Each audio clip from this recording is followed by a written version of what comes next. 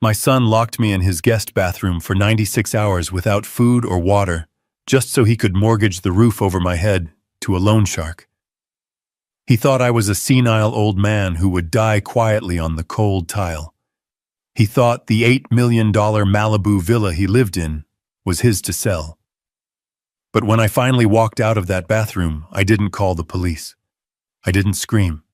I simply made one phone call that sold the house from under his feet, canceled his credit cards, and left the country before he even knew he was homeless.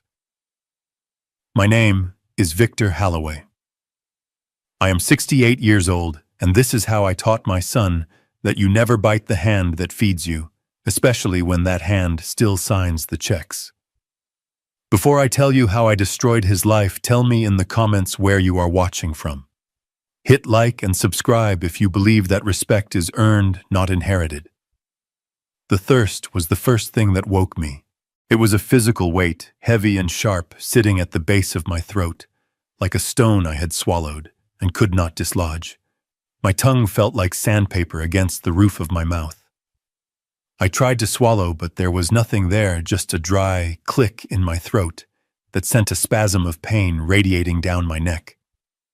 I opened my eyes, but the darkness was absolute. For a second, I forgot where I was. I reached out, expecting the soft cotton of my sheets, but my hand met the unforgiving, bone-chilling cold of Italian marble. Then the memory hit me like a physical blow.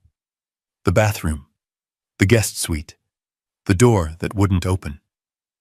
It was day 4, or maybe day 5. It was hard to tell in the dark.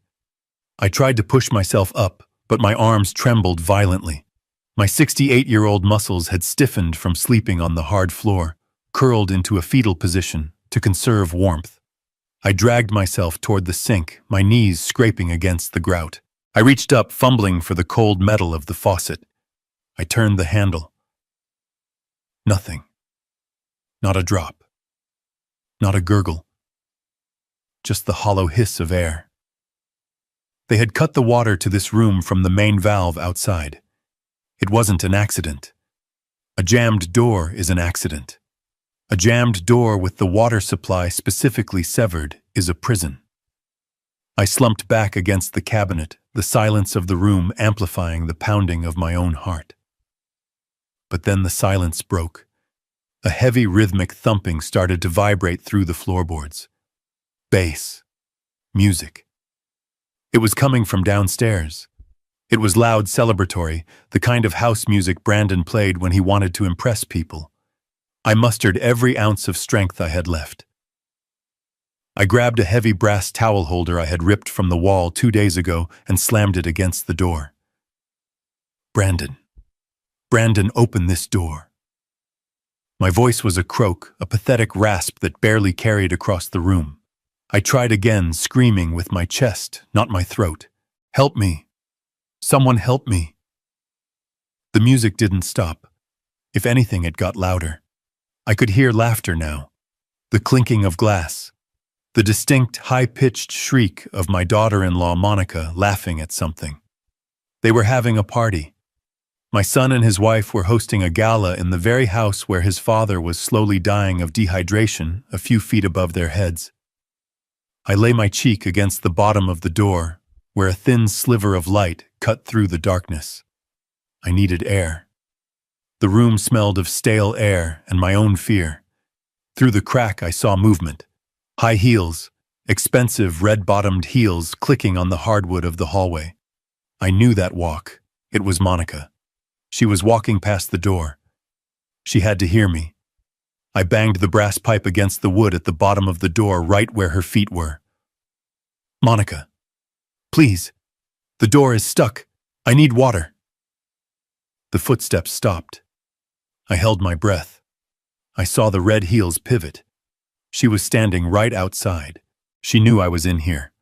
She had to know. For a moment, a wave of relief washed over me. It was just a misunderstanding. The lock had broken. She would get the key. She would get Brandon. Then I saw the toe of her shoe pull back and strike the door. A sharp, dismissive kick. Thud. Shh. Quiet in there. Her voice wasn't muffled. It was clear, sharp, and dripping with annoyance. She wasn't trying to open the door. She was scolding a dog. "The old bear is hibernating, Brandon. Leave him be." She laughed a cruel light sound, and the red heels clicked away down the hall, fading into the thumping bass of the party downstairs. I lay there, the cold marble leaching the heat from my cheek, staring at the empty space where her shadow had been. The realization didn't come all at once. It seeped in slowly like the cold. They knew. They knew I was here. They knew I had no water. And they didn't care. I wasn't a guest in my son's home. I was a prisoner. And tonight, while they drank champagne, I was going to die of thirst. I don't know how much time passed. The music eventually stopped. The laughter died down. The house settled into the heavy creaking silence of the ocean front. My head was spinning lightheaded from hunger and dehydration. I drifted in and out of consciousness, dreams of waterfalls and rainstorms taunting me. I woke up to the sound of voices. They were close, right outside the door. I dragged myself back to the threshold, pressing my ear against the wood. The hunger pains in my stomach had turned into a dull, constant ache, but my mind, fueled by adrenaline and fear, was suddenly razor-sharp. It was Brandon. He was pacing. I could hear the heavy tread of his footsteps back and forth. "I don't care what the terms are," he was saying. His voice was tight, stressed. "I need the cash by Friday. 2 million. Yes, hard money is fine. I know the interest rate. Look, the equity is there. The house is appraised at 8.5. I froze. He was taking out a loan. A hard money loan. I knew what that meant. High interest, predatory terms, fast cash for desperate people. Brandon had always been a dreamer, a euphemism for a failure who refused to work. He had burned through 3 startups in 5 years, always funded by my generosity, or by loans he couldn't repay. But this was different. He was leveraging the house he didn't own, or at least the house he didn't know he didn't own. "You don't understand," Brandon hissed into the phone. "The inspection is tomorrow morning at 9. The house will be empty. No, my father isn't a resident. He's in assisted living. He's not here. The property is mine, free and clear. I am the sole occupant." "Yes. Just send the appraiser." The line went dead. I heard him sigh a long, shaky exhalation. So that was it. That was why I was locked in the bathroom. The appraiser was coming. If the bank saw an old man living in the guest suite with his clothes in the closet and his books on the shelves, they would ask questions. They would ask if I had tenancy rights. They would want me to sign a subordination agreement. Brandon needed the house to look like a bachelor pad, a clean asset he could leverage to save whatever sinking ship he was currently captaining. He had locked me away like a piece of unwanted furniture so he could commit mortgage fraud. Then I heard Monica's voice. She must have been sitting on the hallway bench. "Did they agree?" "Yes," Brandon replied. "But the interest is 40%, Monica. If this tech deal doesn't go through next month, we lose the house. They'll foreclose in 30 days. "It will go through," Monica said, her voice dismissive. "You always figure it out." "But what about him?" She gestured toward the bathroom door. I could feel her finger pointing at me through the wood. "He's been in there 4 days, Brandon. What if he's—" "You know," dead Brandon asked. The word hung in the air, heavy and cold. I held my breath. My own son. The boy I had taught to ride a bike. The boy I had sat with through algebra homework.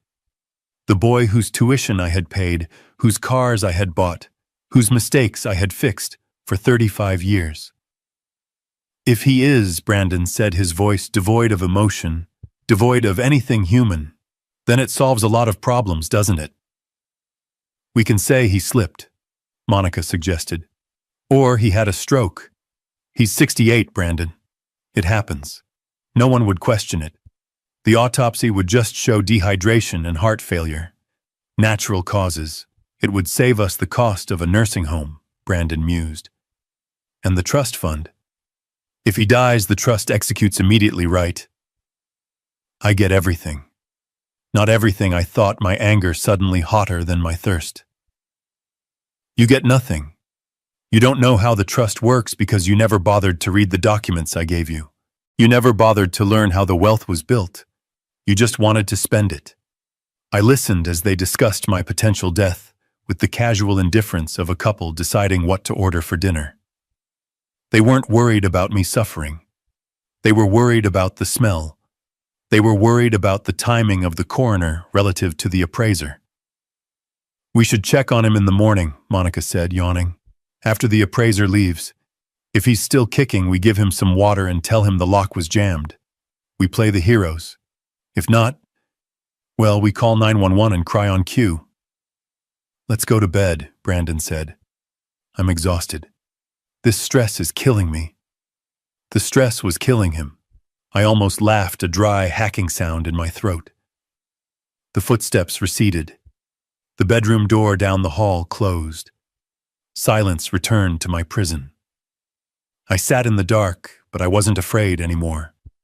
The fear had evaporated, burned away by a white-hot clarity.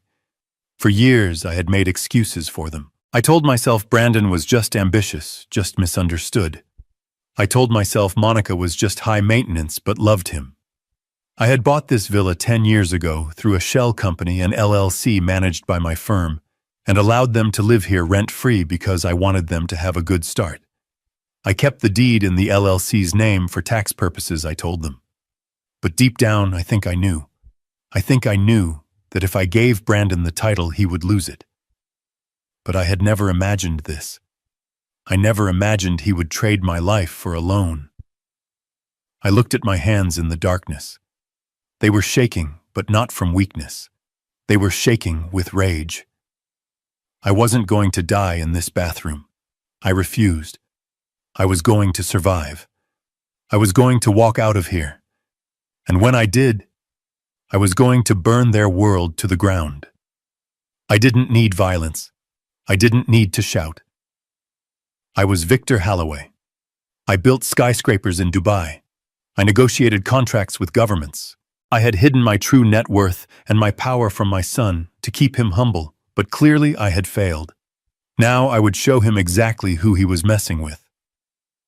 I spent the rest of the night licking the condensation off the cold water pipes under the sink.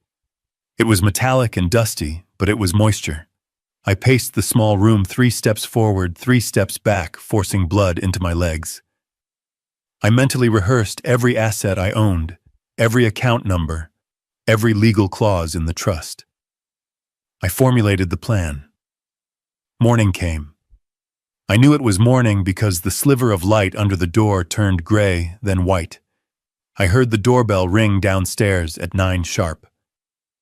The appraiser. I heard Brandon's voice, charming, confident, showing the man around. Yes, Master Sweet, here.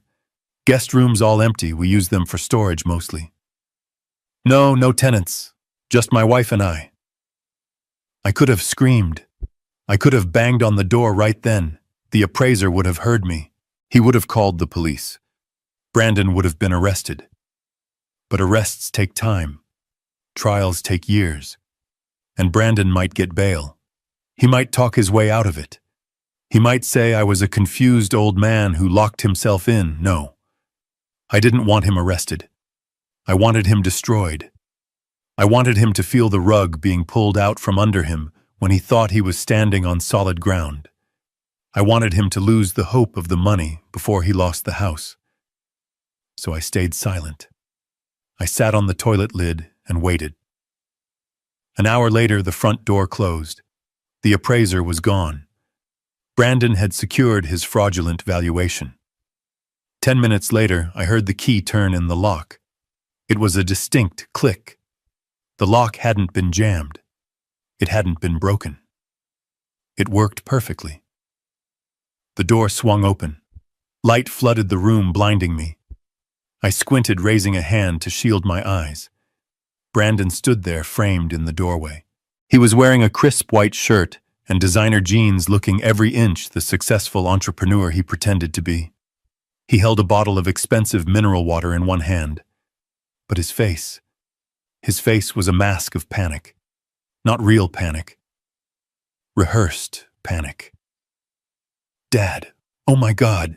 Dad!" He rushed into the room, dropping to his knee beside me. The performance was Oscar-worthy.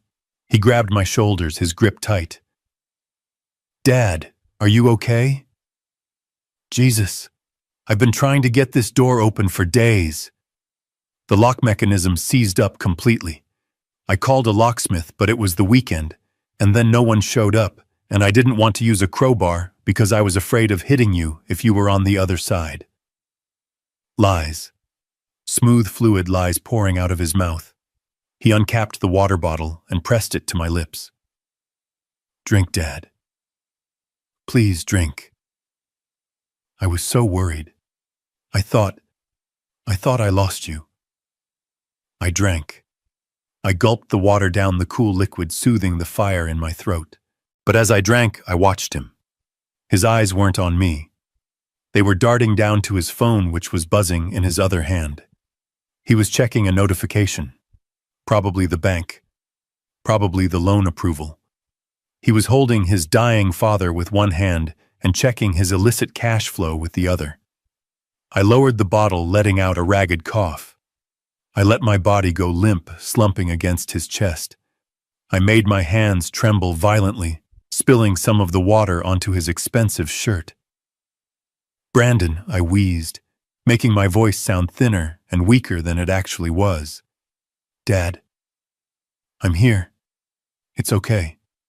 You're safe now."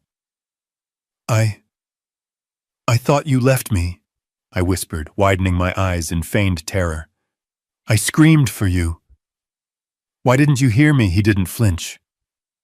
"I was out, Dad. Monica and we were at the hospital. Her mother, she got sick again. We weren't even here. We just got back and realized the door was stuck." Another lie. I had heard the party. I had heard the music. I had heard Monica's heels outside the door. But I nodded. I let tears well up in my eyes. I clung to his shirt like a frightened child. "Oh, thank God," I sobbed. "Thank God you didn't abandon me. I was so scared, Brandon. I'm so old. I get so confused." I felt his muscles relax. He bought it. He thought I was broken. He thought the dehydration and the trauma had scrambled my brain. He thought I bought his story about the locksmith and the hospital. He thought he had gotten away with it. "Let's get you to bed, Dad," he said, his voice dripping with fake solicitation. "We need to get some food in you. You need to rest." He helped me stand. I leaned my entire weight on him, making him drag me. As we walked out of the bathroom, I saw Monica standing at the top of the stairs. She was wearing a silk robe, holding a cup of coffee. She looked at me with disappointment. She hadn't wanted me to walk out of that room. "Oh, Victor!" she exclaimed, putting a hand to her chest.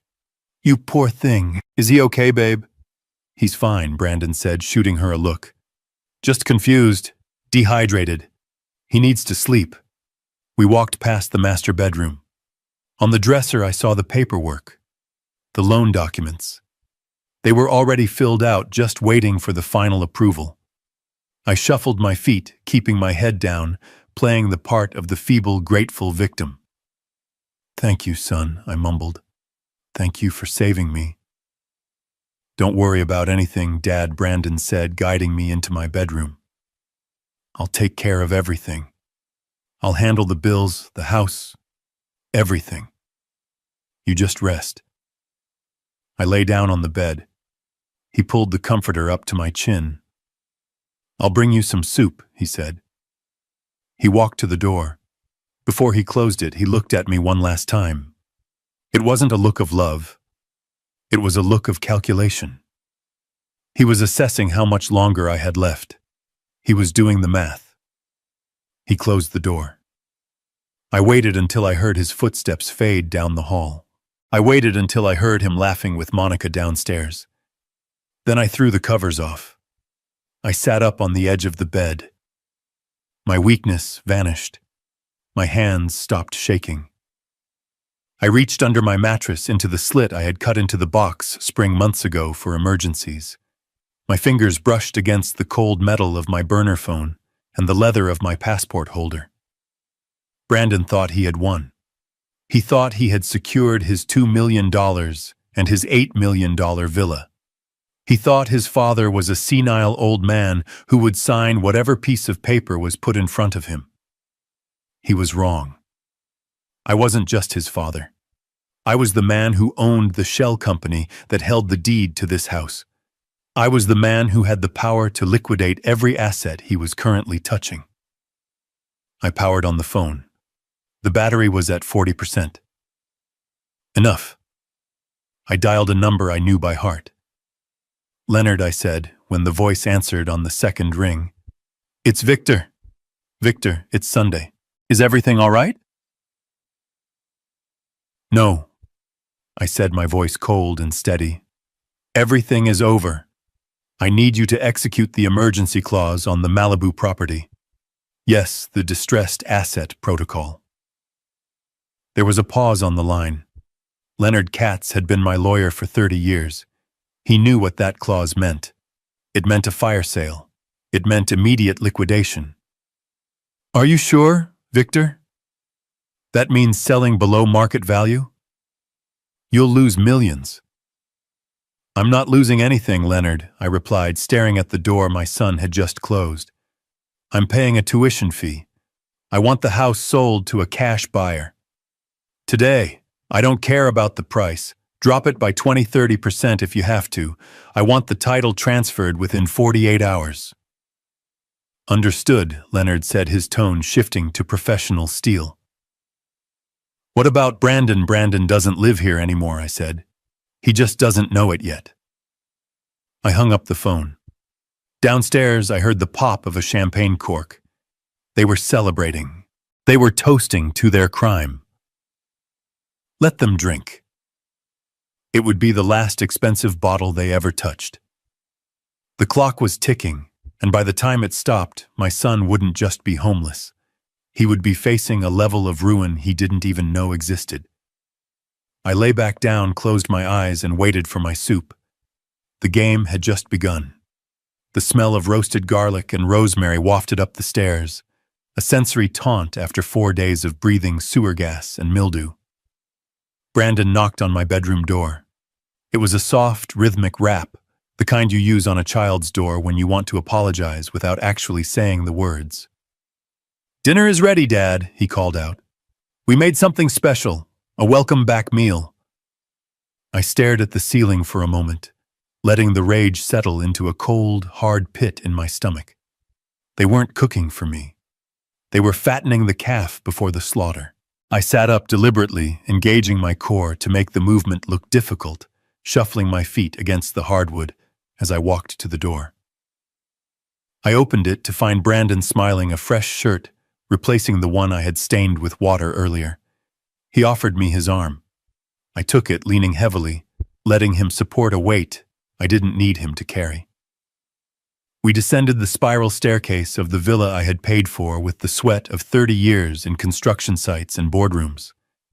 The dining room was set for a coronation.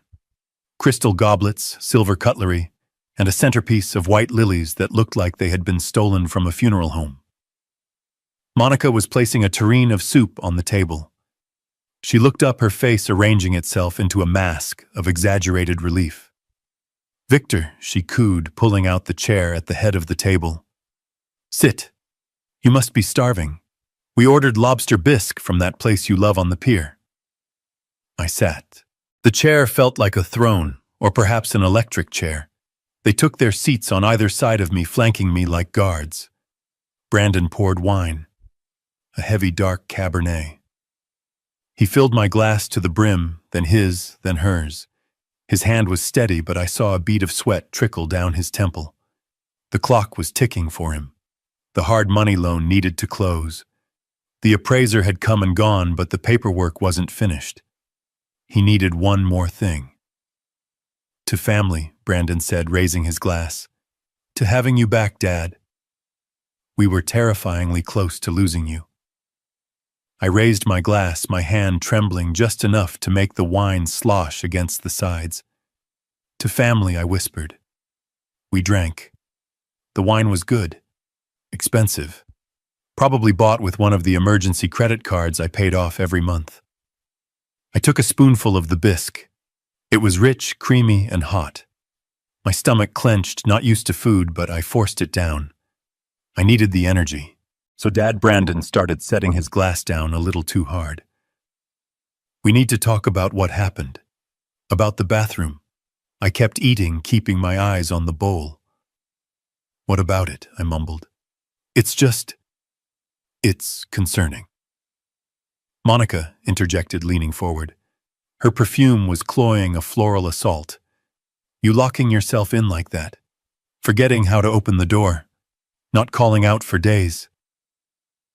It's not normal behavior, Victor.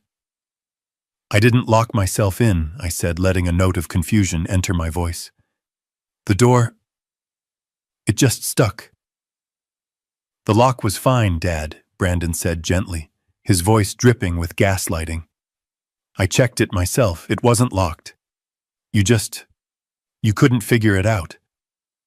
And that's okay. It happens. Age happens to all of us. But we can't ignore it. I looked up at him. His eyes were wide, pleading, projecting a concern that was entirely manufactured. He was building a narrative. He was writing the script of my senility in real time. What are you saying, son? I'm saying we need to be realistic, Brandon said. You're 68. You're living in this big house. You're forgetting things. You're vulnerable. God forbid if the house caught fire, or if you had a medical emergency you wouldn't be able to manage. He reached under the table. I heard the rustle of paper. My muscles tensed. Here it comes. The kill shot. He placed a thick document on the tablecloth right next to my wine glass. It was stapled crisp and terrifyingly official. I had Leonard draw this up a while ago, just in case Brandon lied. Leonard Katz wouldn't draw up a suicide note for his oldest client without calling me first. This was a template, a download from the internet. It's a power of attorney, Dad. Specifically, a durable financial and medical power of attorney. I stared at the paper. The words swam before my eyes, not because I couldn't read them, but because the audacity was blinding. It granted Brandon Holloway full authority to manage my assets, sell my property, access my bank accounts, and make medical decisions on my behalf if I were deemed incapacitated. And judging by the conversation we were having, my incapacitation was already a decided fact in his mind. Why, I asked, my voice trembling with a mix of acting and genuine fury. Why do I need this? Because I need to pay the bills, Dad Brandon said, his patience thinning. I need to handle the maintenance on the house. I need to make sure your insurance is paid. I can't do that if I have to ask you for a signature every time you get confused or lock yourself in a bathroom. This just lets me take care of you. It lets me handle the heavy lifting so you can rest. Sign it, Victor, Monica urged, pushing a pen toward me. It's for your own good. We just want you to be safe. I looked at the pen. It was a Mont Blanc, a gift I had given Brandon for his college graduation. He was using my own gift to sign away my life. I reached for the pen. My hand shook violently. I watched Brandon's eyes. They were laser-focused on the tip of the pen, hungry, desperate. He needed this signature. The loan shark probably required a title transfer or a guarantor. And since the house was in an LLC, he needed control of the LLC. This document would give him that control. If I signed this, I was homeless. If I signed this, I was dead. I picked up the pen. I brought it to the paper. Brandon held his breath. Monica leaned in. I don't know, I stammered. I should read it first. There's nothing to read. Dad, Brandon snapped, his voice cracking. It's standard legal jargon. Just sign the damn paper so we can eat. He realized his mistake immediately. He softened his tone.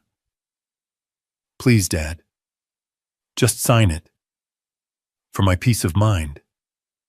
I nodded slowly. Okay. Okay, son.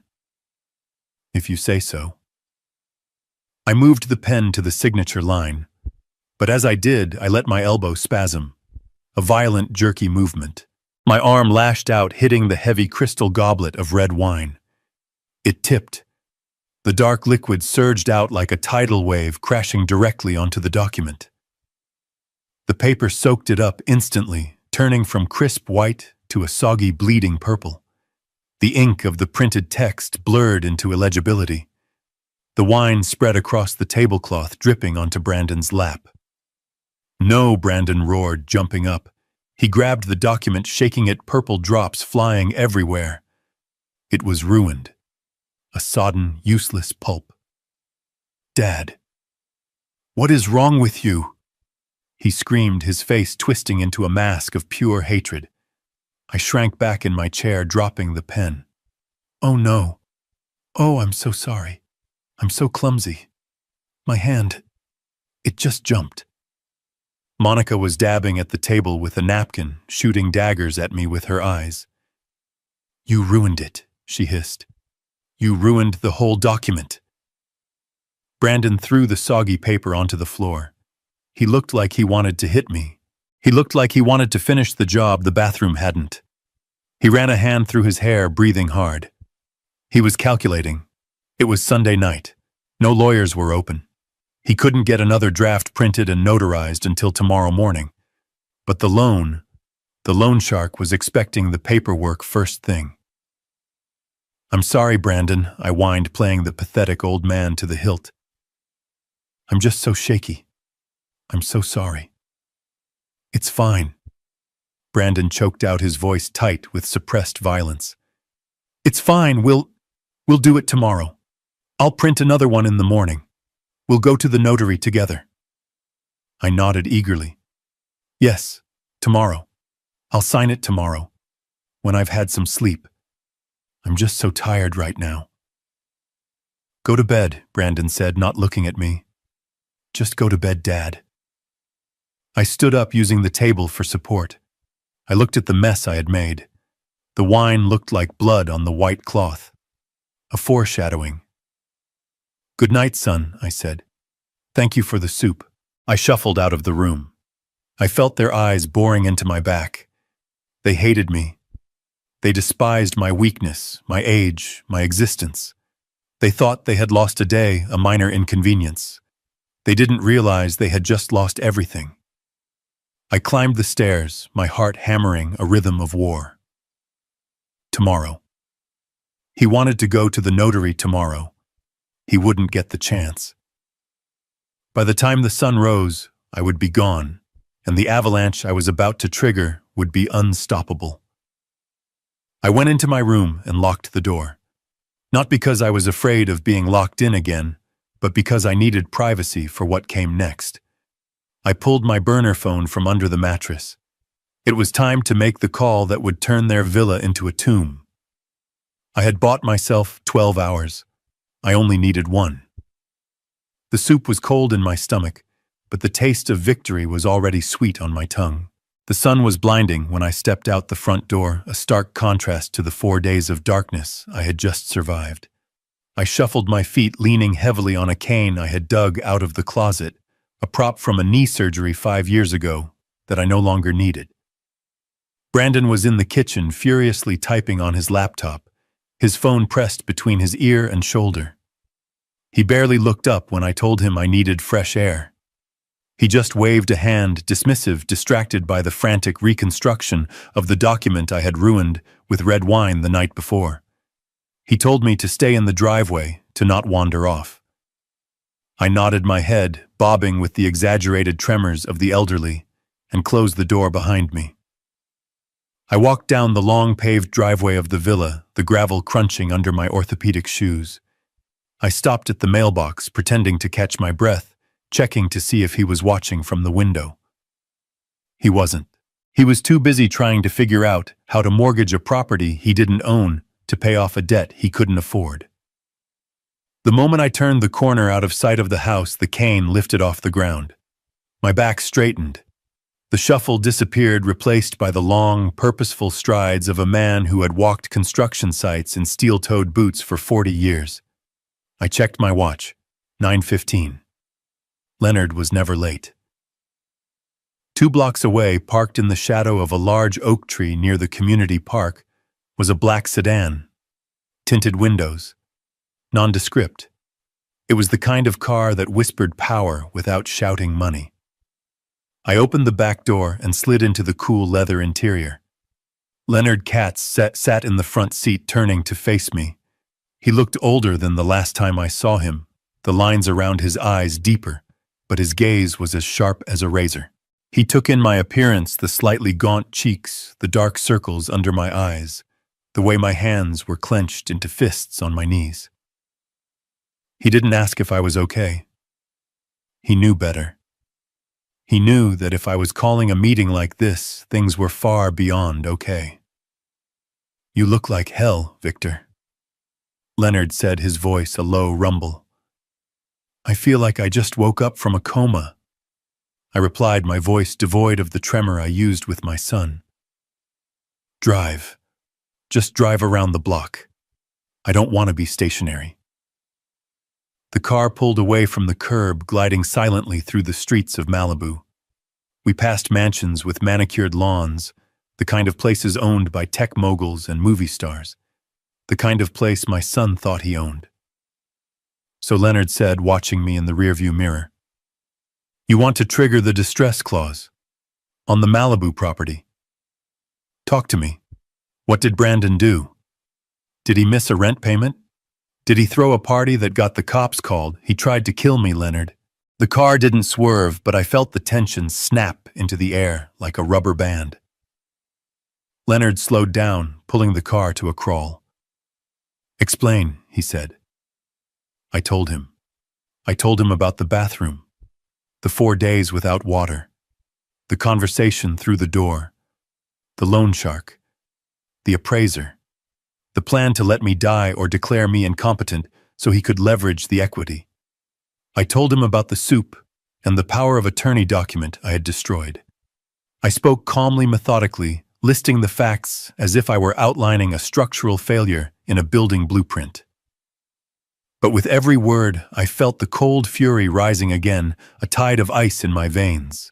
When I finished, the silence in the car was heavy, suffocating. Leonard, a man who had practiced law for 40 years and heard every kind of human depravity, looked pale. He gripped the steering wheel until his knuckles turned white. "Jesus, Victor," he whispered. "He's your son." "He's a stranger," I corrected. "A stranger who thinks I'm a resource to be mined. And he's about to find out that the mine has collapsed." Leonard took a breath, composing himself. He switched back into lawyer mode, the professional armor sliding into place. "Okay. So he needs the power of attorney because the title isn't in his name. It's in the LLC. "Correct," I said. This was the secret. The weapon I had kept buried for 10 years. The weapon Brandon was too lazy and too arrogant to uncover. When I bought the villa, I didn't put it in my name, and I certainly didn't put it in his. I created a shell company, Terra Firma Holdings LLC, a faceless, boring corporate entity managed by my firm. Brandon lived there. He told his friends it was his. He told his girlfriends it was his. He even paid the utilities to keep up the charade. But he never saw the deed. He never saw the tax bills, which went directly to Leonard's office. He assumes because I let him live there rent-free that the house is part of his future inheritance, or that I hold the title personally and would just sign it over. He doesn't understand that legally he is a squatter, a guest who has overstayed his welcome by a decade. The loan shark won't lend against the house unless Brandon can prove ownership or control, Leonard mused. That's why he needs you to sign. He needs control of the LLC. Exactly, I said. And he thinks he has time. He thinks he has me trapped in that house, confused and weak. He thinks he can print a new document today and bully me into signing it tomorrow. I leaned forward, resting my hands on the front seat. I want the house sold, Leonard. Today. Leonard frowned, glancing at the dashboard clock.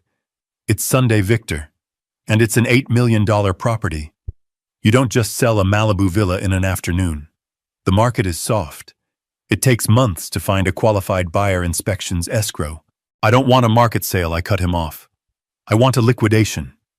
I want you to contact the Chen family. Leonard's eyes widened. The Chens.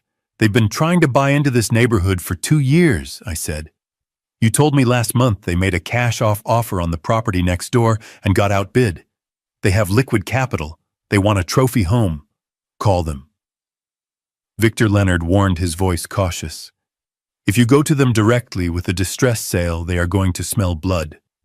They will lowball you. You're going to lose 20%, maybe more. We're talking about walking away from almost $2 million just to speed this up. I laughed, a dry, humorless sound. You think I care about the money, Leonard? I have enough money to buy this neighborhood. This isn't a financial transaction.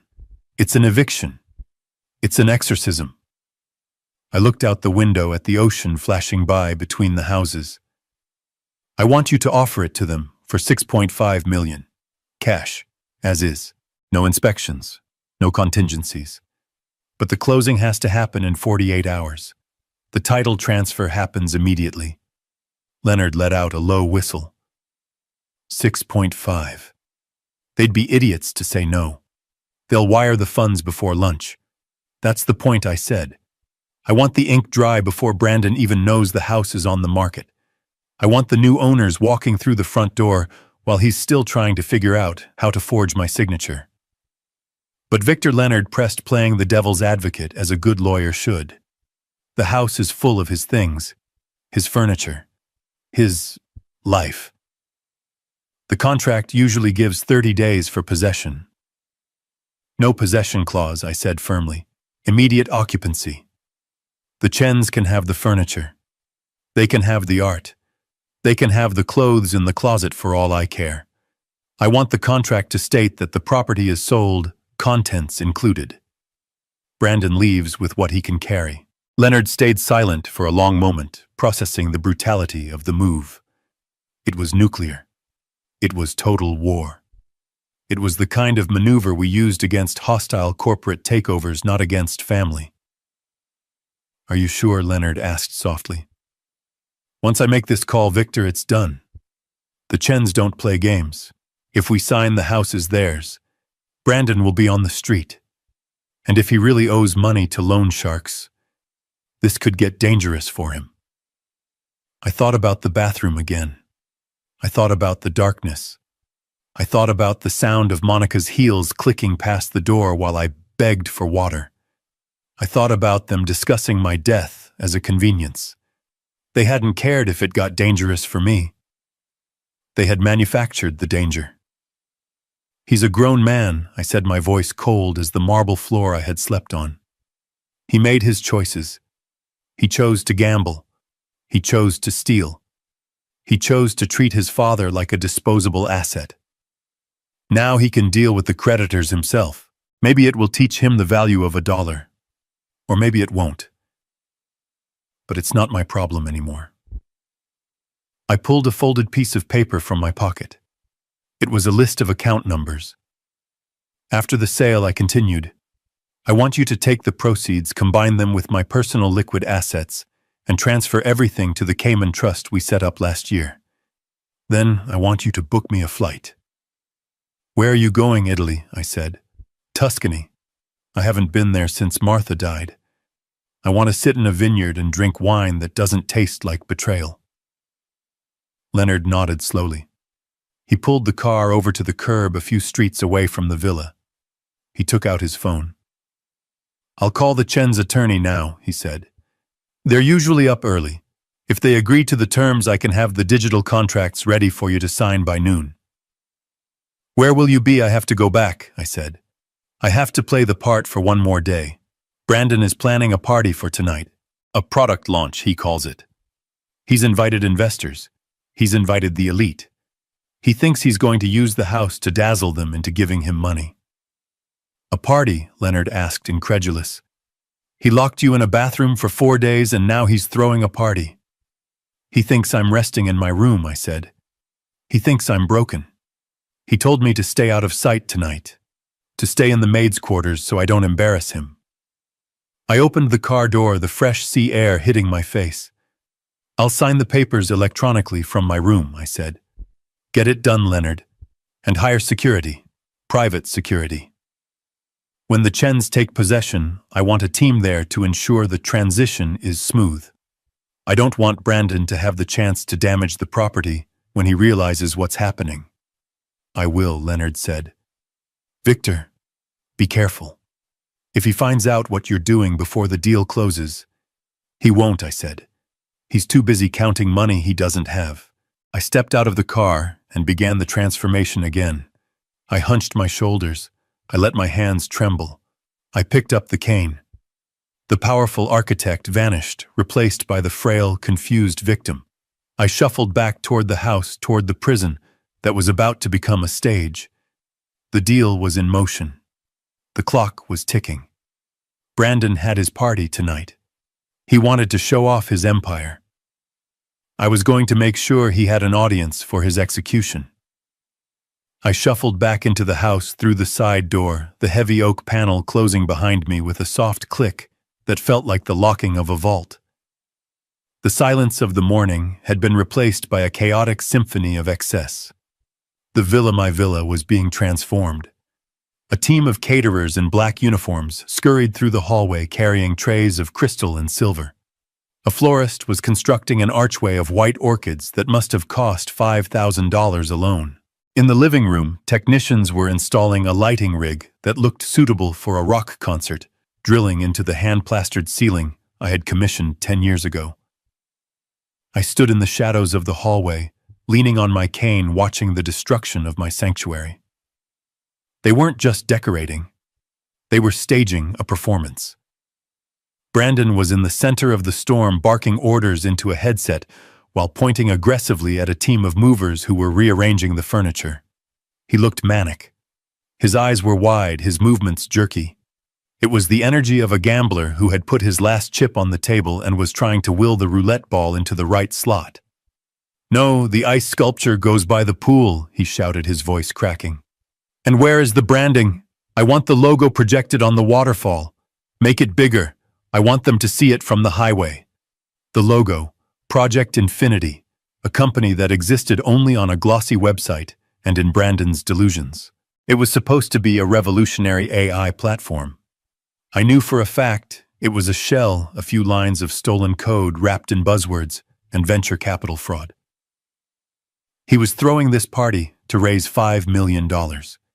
He was using my house as the bait to hook whales, hoping their greed would blind them to the fact that he had nothing to sell but smoke. I walked slowly into the room. Brandon spun around, his face tightening when he saw me. He tapped his headset, muting the call. Dad, he hissed, rushing over to me. What are you doing walking around? Look at this place. It's a madhouse. You could get hurt. He didn't care if I got hurt. He cared that I looked like a ghost. I was wearing the same stained clothes from yesterday. I hadn't shaved. I looked exactly like what I was portraying, a confused, neglected old man. A blemish on his perfect image. I wanted to see, I mumbled, gesturing vaguely at the lights. It's so bright, Brandon. What's happening? It's the launch, Dad, he said, his voice tight with impatient condescension. I told you. Tonight is the night. The investors are coming. The press is coming. This is it. This is the night everything changes. He gripped my arm, his fingers digging into the loose skin. Listen to me, Dad. This is vital. Tonight has to be perfect. These people, they judge everything. They judge the house, the food, the atmosphere. They need to see success. They need to see power. He looked me up and down, his lip curling in distaste. They can't see you. Not like this. You look sick, Dad. You look like you belong in a hospital. If they see you wandering around, drooling and shaking, they'll think I can't even manage my own family. They'll think I'm weak, and nobody invests in weak. I stared at him, letting my mouth hang open slightly. The cruelty was breathtaking. He wasn't just ashamed of me. He viewed me as a liability to his fraud. "So what do?" I whispered. Brandon sighed, steering me toward the back of the house, away from the ocean view, away from the light. "I've set up the maid's quarters for you," he said. The maid's quarters, a small windowless room off the laundry area. It had a twin bed and a small television. It was where the cleaning staff took breaks. It was the only room in the 8,000 square foot house that didn't have a view of the Pacific. "It's comfortable," he insisted, pushing me along. "It's quiet. You won't hear the music. You can just sleep. I'll bring you dinner later once the speeches are over. Just stay there." "Okay. Lock the door from the inside if you have to. Just don't come out until the last guest leaves." He stopped at the door to the laundry room. He looked at me, waiting for resistance. He was ready to bully me, to threaten me. He was ready to use the power of attorney argument again. I looked at the small, dark room. It was a cell, another prison. But unlike the bathroom, this one had a purpose.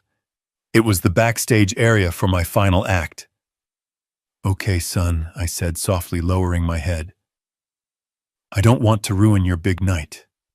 I'll stay in the room. I'll be quiet." Relief washed over his face. It was almost insulting how easily he believed I had given up. "Thanks, Dad," he said, patting my shoulder. "It's for the best. You'll be safe here." He turned and walked away, already speaking into his headset again, shouting about canapes and champagne vintages. He didn't look back. He didn't see me straighten my spine. He didn't see the cold smile that touched my lips. I walked into the maid's room and closed the door. I didn't lock it. I wouldn't be staying long. I sat on the narrow bed and pulled out my burner phone. It was 11:00 a.m. Leonard's message was waiting. "The contract is signed. The wire transfer from the Chen family has cleared. The funds are in the Cayman Trust. The deed transfer has been electronically recorded with the county clerk. As of 10:45 a.m., Terra Firma Holdings LLC no longer owns the property. The new owners, Mr. and Mrs. Chen, have been notified that the property is ready for immediate possession. Their security team is en route." I let out a breath I didn't know I had been holding. It was done. The house didn't belong to me anymore, and it certainly didn't belong to Brandon. He was currently spending thousands of dollars decorating a stranger's living room. He was setting up a stage on land he was trespassing on. I sent a text back to Leonard. "Is everything in place for tonight?" The reply came instantly. "Yes. The Chens will arrive at 8:30 p.m. My team will be with them." "Victor, are you sure you want to be there? It's going to be volatile." I typed my response slowly. I wouldn't miss it for the world. I put the phone away. Now I had to prepare. Brandon thought I was a senile old man in stained clothes. He had forgotten that before I retired, I was known as the Iron Architect. He had forgotten that I had a closet full of clothes he never looked at because they weren't trendy designer labels. I waited. The hours ticked by. I could hear the house transforming, the thumping of the sound system being tested, the clatter of dishes, the high-pitched voice of Monica screaming at a makeup artist. At 6:00 p.m. the party started. I could hear the cars arriving, the heavy thud of luxury doors closing, the murmur of voices, the clinking of glasses. The music started a sophisticated jazz loop that screamed old money. I stood up.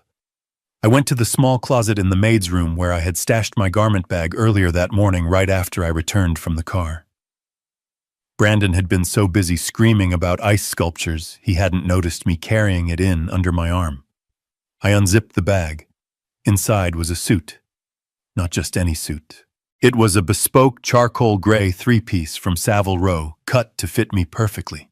It was the suit I had worn to ring the bell at the stock exchange when my company went public 20 years ago. It was the armor of a man who built empires. I stripped off the stained t-shirt and the baggy sweatpants. I washed my face in the small sink, scrubbing away the grime and the acting. I shaved with the razor I had packed, revealing the sharp jawline that age hadn't softened. I combed my silver hair back. I put on the crisp white shirt, the silk tie, the vest, the jacket. I fastened the gold cufflinks my wife had given me on our 30th anniversary. I looked in the small, cracked mirror on the wall. The old man was gone. The victim was gone.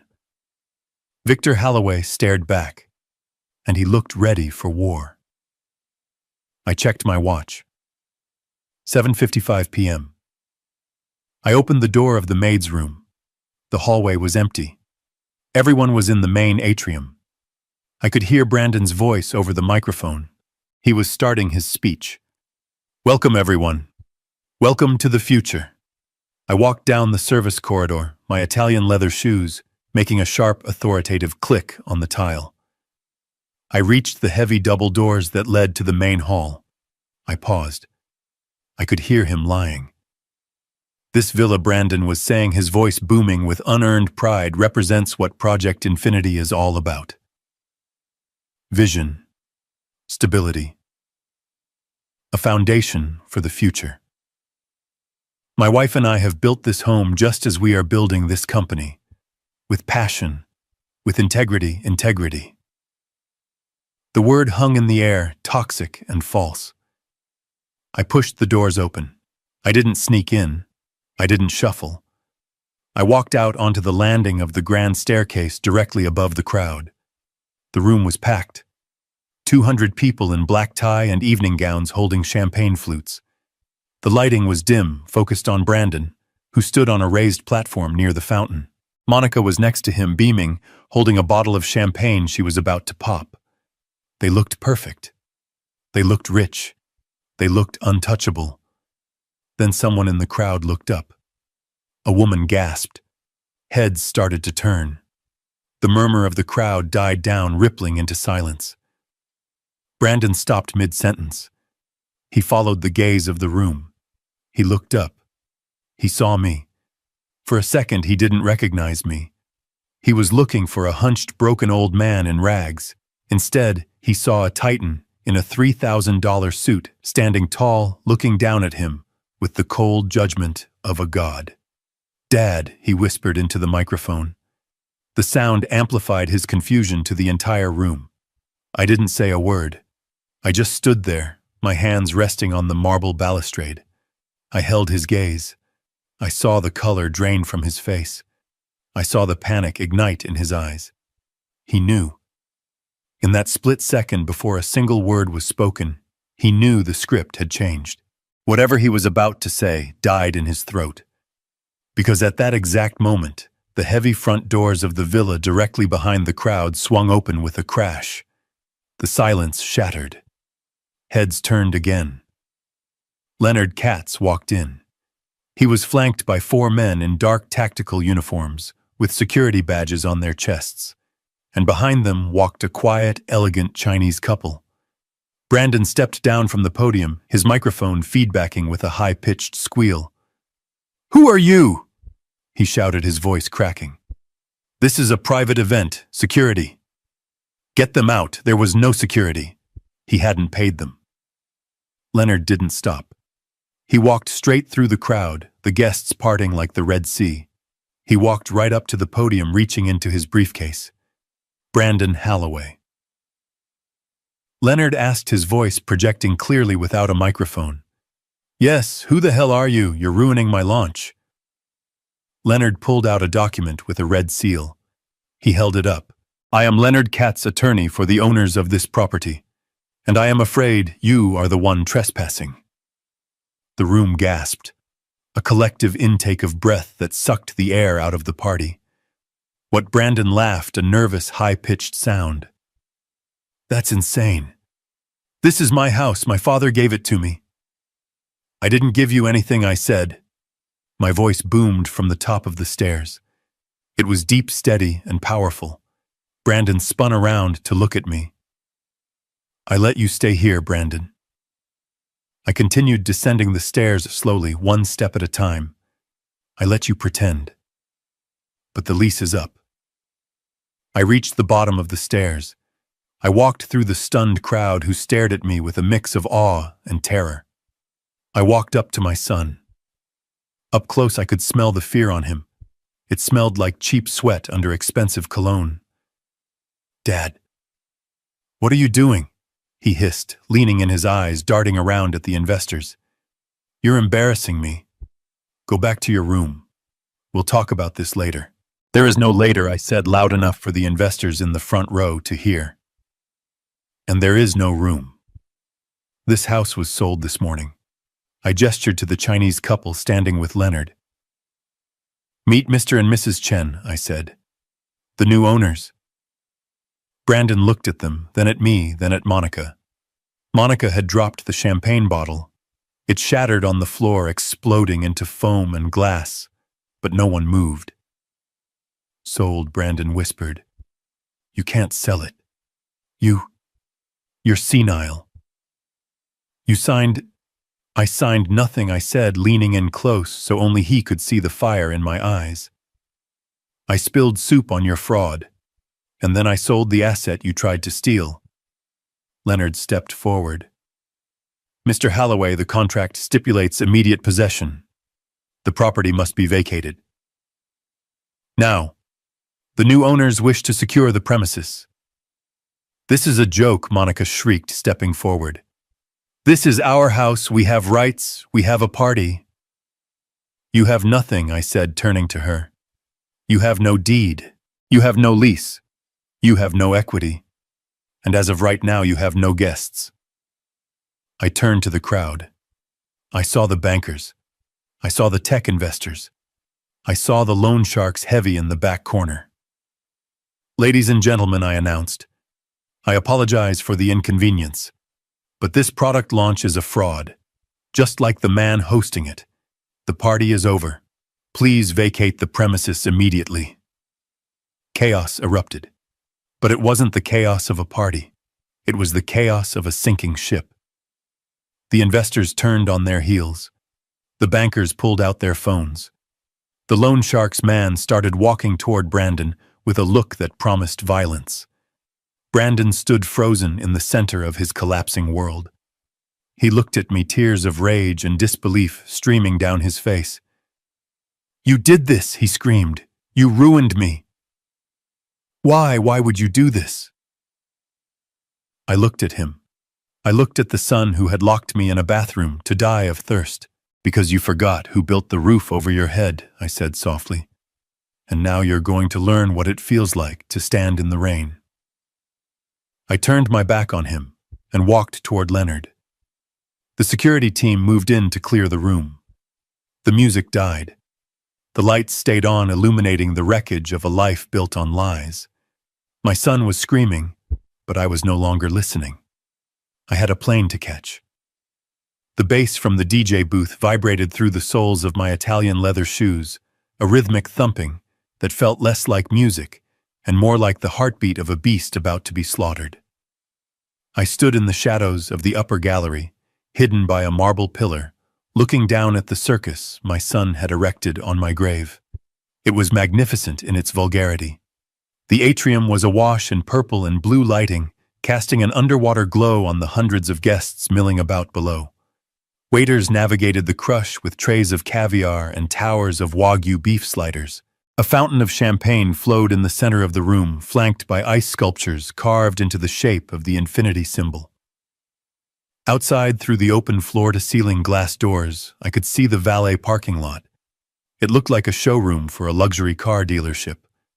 Ferraris, Lamborghinis, Bentleys. Brandon had managed to attract the sharks. He had baited the water with the scent of old money, my money, and they were circling hungry for a piece of the next big thing. I adjusted my silk tie, feeling the cool metal of my gold cufflinks against my wrist. They were heavy grounding. I wasn't the trembling old man who had begged for water yesterday. I was the man who had designed the skyline of 3 different cities. I was the man who knew that a building is only as strong as its foundation, and Brandon had built his castle on quicksand. I watched him. He was standing on a raised platform near the grand piano, a microphone in his hand. He looked the part. His tuxedo was midnight blue, tailored to hide the softness of a life without manual labor. He was sweating, but under the lights, it looked like the glow of exertion, not panic. He was in his element, selling a dream that didn't exist to people who had too much money and not enough sense. Ladies and gentlemen, Brandon's voice boomed through the high-end speakers, cutting through the murmur of the crowd. Thank you all for coming tonight. Look around you. This isn't just a house. This isn't just a view. This is a testament to what is possible when you refuse to compromise. He swept his arm wide, encompassing the room, the art on the walls, the ocean view beyond the glass. When my wife and I built this home, we wanted it to be a sanctuary for innovation. We wanted a place where the future could be written. And that is exactly what Project Infinity is. It is the architecture of tomorrow. Just as this villa stands firm against the tides of the Pacific, our technology stands firm against the volatility of the market. I listened to him take credit for the beams I had selected, the stone I had imported, the very air he was breathing. He spoke of hard work and sleepless nights appropriating my biography and pasting it over his own history of mediocrity. The crowd nodded, mesmerized. They weren't looking at his balance sheet. They were looking at the chandelier.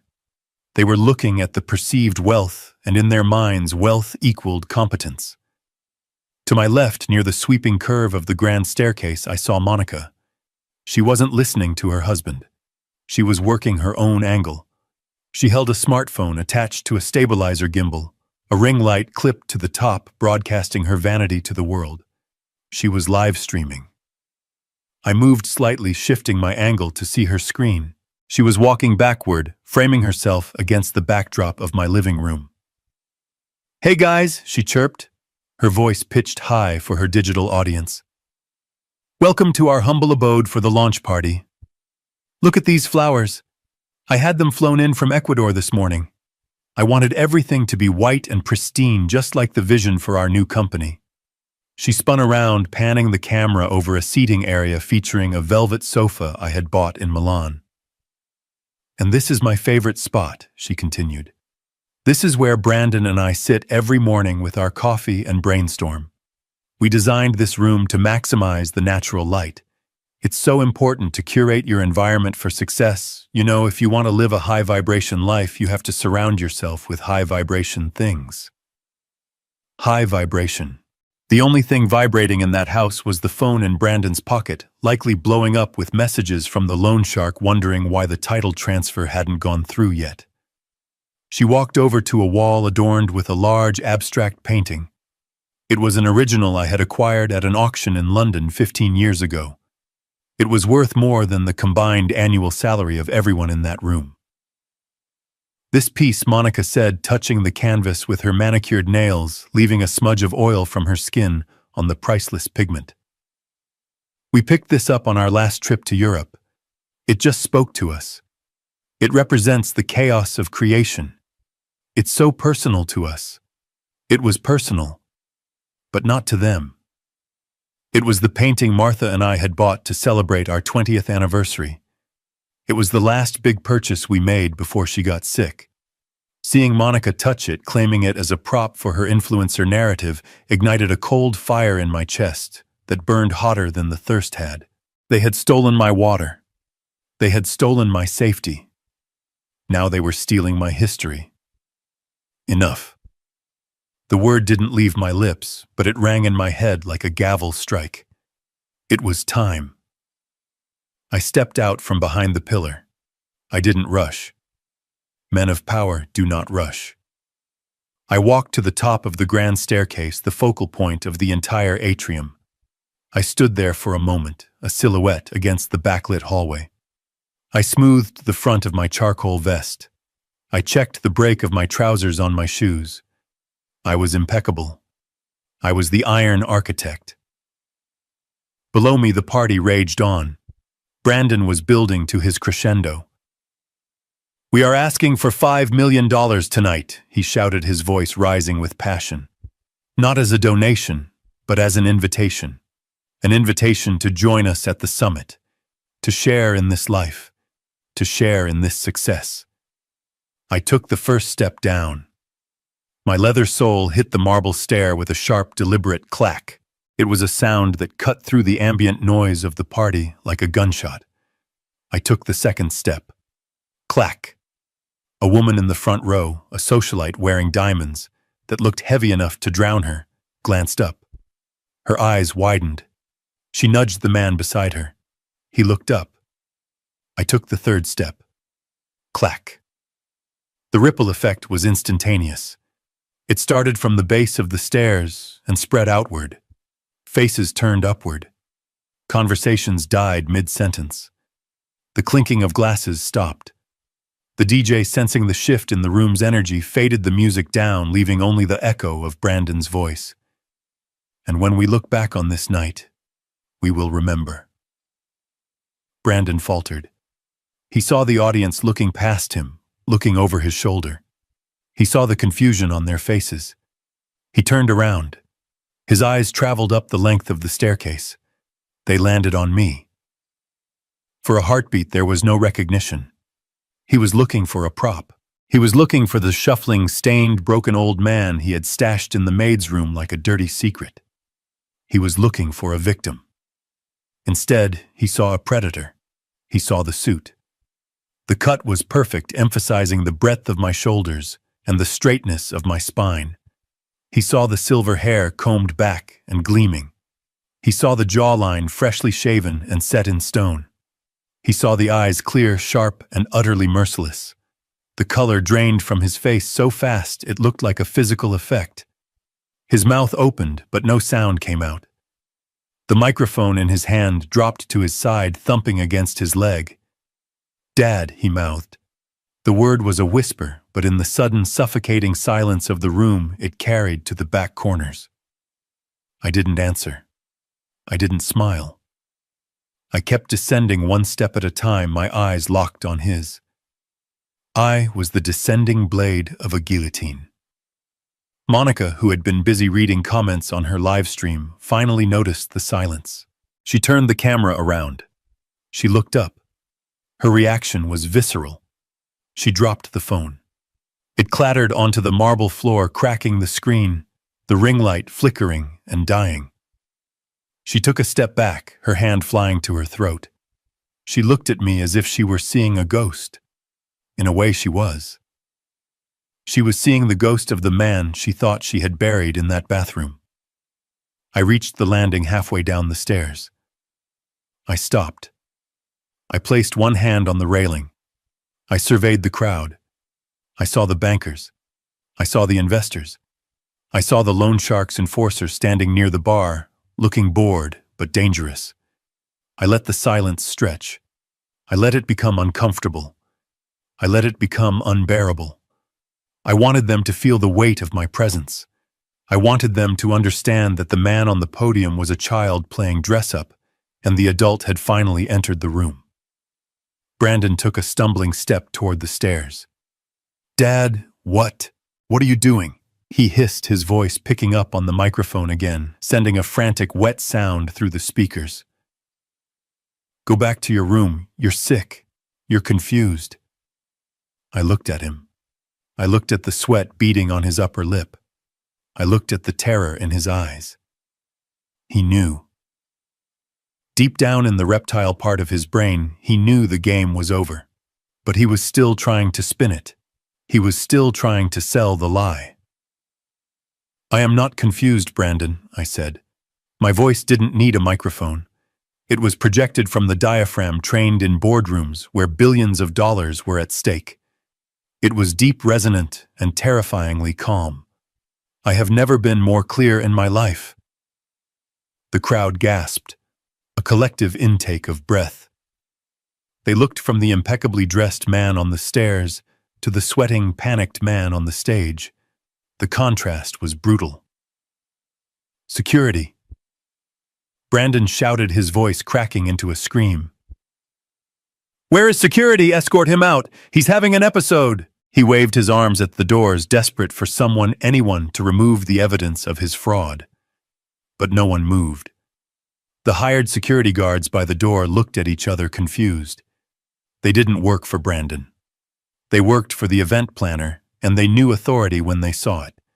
And authority wasn't the man screaming on the stage. Authority was the man standing still on the stairs. There is no episode, son, I said, taking another step down. There is only the truth. And it is time everyone here heard it. I reached the bottom of the stairs. The crowd parted for me instinctively, creating a wide aisle between me and the podium. I walked through them. I could smell their expensive perfumes and their fear. They knew a disaster was happening, and they couldn't look away. I walked right up to the edge of the platform. I looked up at my son. You wanted to show them your empire, Brandon, I said, my voice low and intimate, yet audible to everyone in the front row. You wanted to show them your foundation. I gestured to the room, to the house, to the lie. Well, here I am. I am the foundation, and I am crumbling. Brandon began to shake. He looked at Monica for help, but she was frozen, staring at the cracked screen of her phone on the floor. He looked at the investors. They were staring at me. Dad, please, he whispered, tears of panic welling in his eyes. Don't do this. Not tonight. We can talk. I'll sign anything. Just go back upstairs. It's too late for signatures, I said. And then the heavy double doors at the main entrance swung open with a boom that shook the glass in the windows. Leonard Katz walked in. He wasn't alone. Flanking him were 4 men in tactical gear, the word security emblazoned on their vests. And behind them walked a quiet, elegant couple who looked around the room with the proprietary air of people who had just bought a very expensive item and found it cluttered with trash. The trap was sprung. The glamour was about to be stripped away, revealing the rot underneath. I looked at Brandon one last time. I hope you enjoyed the party, son, I said, because the bill has just come due. The silence that followed Leonard's entrance was not the stunned quiet of the previous moment. It was a different quality of silence, heavy with the scent of impending violence. The 4 men flanking Leonard were not the rental cops you hire for a gallery opening. They were professionals. They wore tactical black uniforms that absorbed the strobe lights, and their eyes scanned the room with the bored efficiency of men who had cleared rooms much more dangerous than a Malibu cocktail party. Leonard Katz walked through the center of the formation, clutching his leather briefcase like a weapon. Behind him, Mr. and Mrs. Chen stepped into the light. They were an unassuming couple in their 60s, dressed in understated beige and navy, looking around the atrium with critical, assessing eyes. Mrs. Chen frowned at the ice sculpture melting onto the hardwood floor. Mr. Chen tapped a finger against his chin as he looked at the lighting rig drilled into the ceiling. They didn't look like guests. They looked like landlords inspecting a damaged rental. Brandon scrambled off the podium, nearly tripping over his own feet.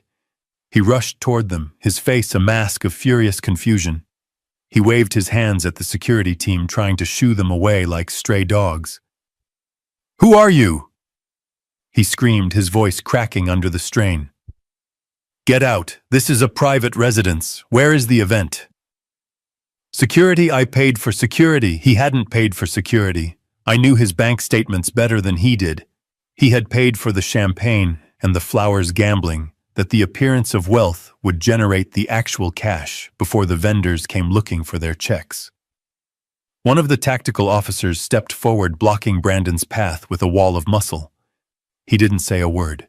He just stood there, his hand resting casually near his belt.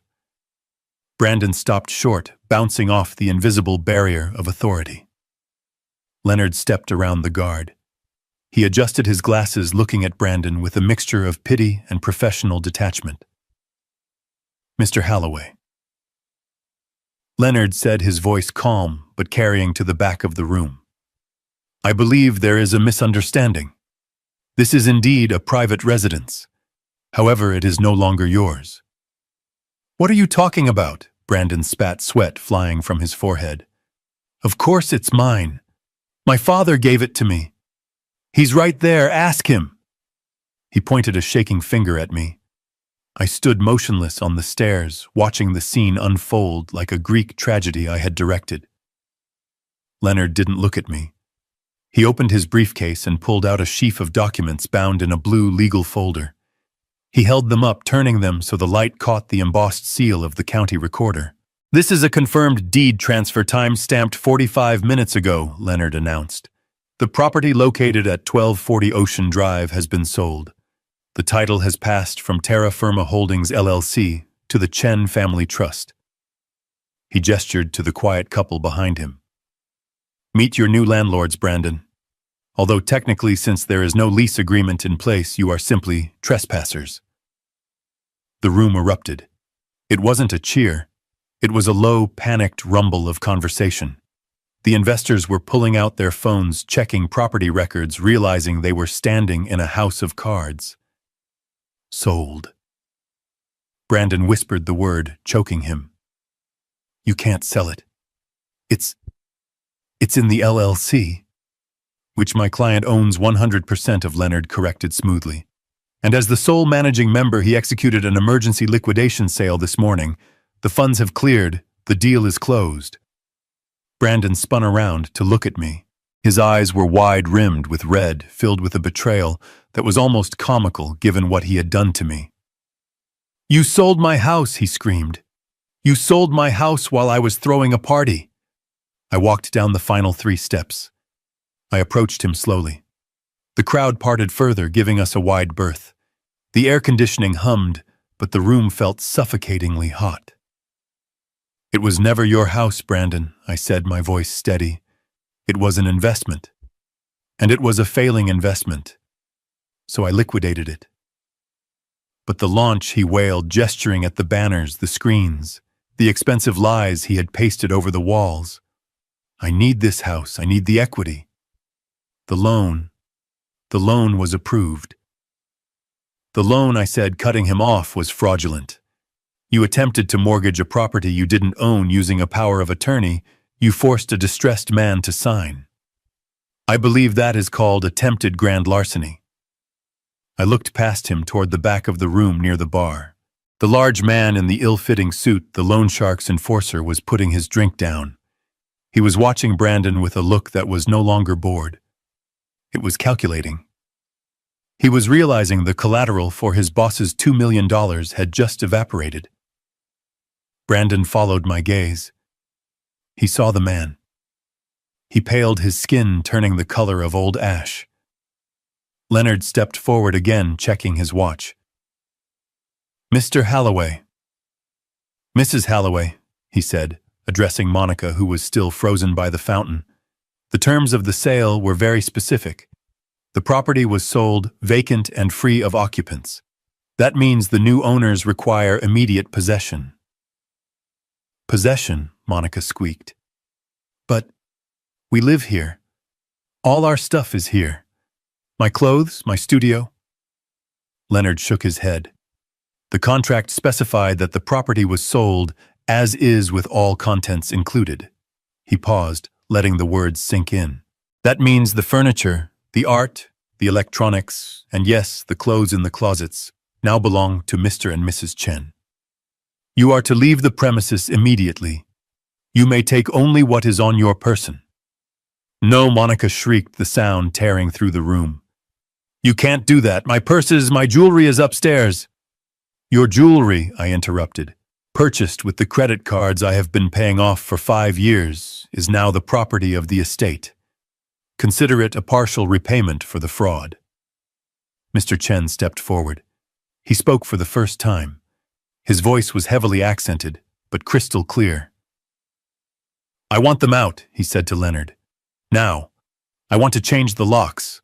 This party, it is dirty. Too many people. Leonard nodded to the security team. You heard the owner, Leonard said. Clear the room. The security guards moved. They didn't run. They flowed into the crowd with practiced efficiency.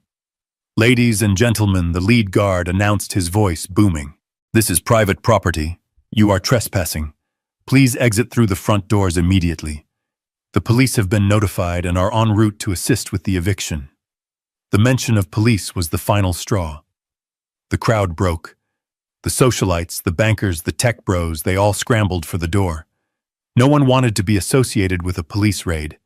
No one wanted their name in the paper next to a fraud investigation.